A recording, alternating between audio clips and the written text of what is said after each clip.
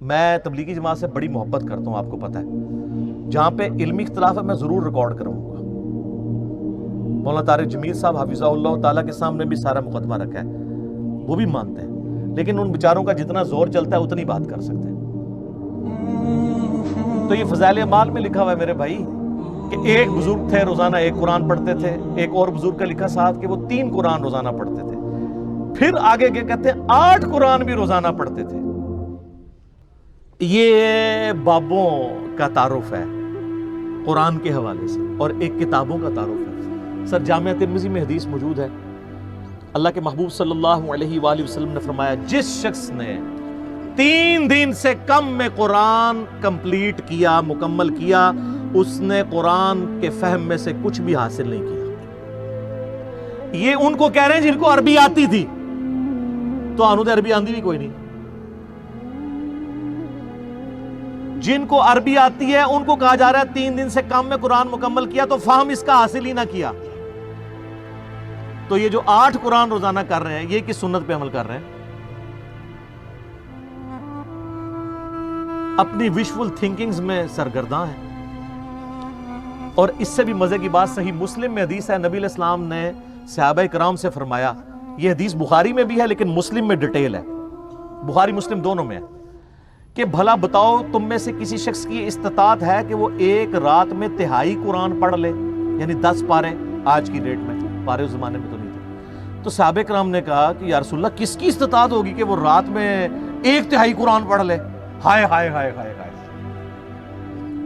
سر ہے استطاعت، فضائل اعمال میں 8 والے بھی آ جائے، لیکن صحابہ کرام تو بزرگ نہیں تھے نا، آپ کو پتہ ہے، وہ تو کامل ایمان مومنین تھے، یہ کہانیوں والے ہیں، وہ کامل الایمان اے کہانی باز۔ تو صحابہ نے کہا یا رسول اللہ کسی کی استطاعت نہیں، تو آپ نے فرمایا کہ سورۃ الاخلاص پڑھ لو، یہ 1/3 قرآن کے برابر ہے، 1/3 قرآن کے برابر ہے۔ اپنے نظریات کے اعتبار سے بھی، کیونکہ قرآن حکیم کا 1/3 عقیدہ توحید ہے، اور چونکہ سورہ اخلاص توحید کی جڑ ہے، اس اعتبار سے بھی تعلیمات میں بھی یہ 1/3 ہے قرآن کا، اور فضیلت میں بھی۔ اچھا اگر یہ کہتے ہیں نا کہ ہمارے بزرگ جو 8 قرآن پڑھتے تھے وہ 24 بار پڑھتے سن سورہ اخلاص، پھر تو ٹھیک ہے، 8 × 3 = 24 ٹائمز اگر سورہ اخلاص کو پڑھ لے اور 8 قرآن روزانہ کے، اگر یہ کہتے ہیں پھر تو ٹھیک ہے، لیکن آپ کو بھی پتا ہے کہ انہوں نے یہ نہیں کہا ہوا،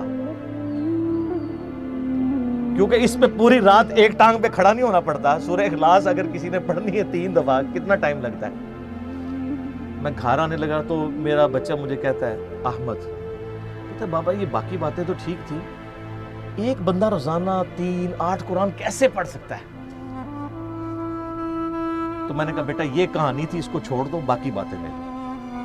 لیکن میں یہ سوچ رہا تھا کہ 80 لوگ اس عمر ہی ٹگے سن، ڈنگر، کیونکہ ہماری تربیت نہیں ہوئی تھی۔ اور آج کل کے بچے سوچتے ہیں، کیوں سوچتا ہے؟ اس نے قرآن کئی دفعہ مکمل کیا، اسے پتہ ہے یہ اتنی موٹی کتاب ہے، یہ 8 دفعہ روزانہ کیسے پڑھی جا سکتی ہے؟ اب لاکھ کسی کو کہتے رہے جناب انج کر کے پڑھ لی تو انج کر کے پڑھ لی، کیسے منوائیں گے؟ اور میں نے تو احادیث سے ثابت کر دیا کہ صحابہ کرام علیہم رضوان بھی کہہ رہے ہیں کہ کس کی ہمت ہے کہ رات میں 1/3 قرآن پڑھ لے؟ تو نبی علیہ السلام نے وظیفہ دیا ہے سورہ اخلاص کا۔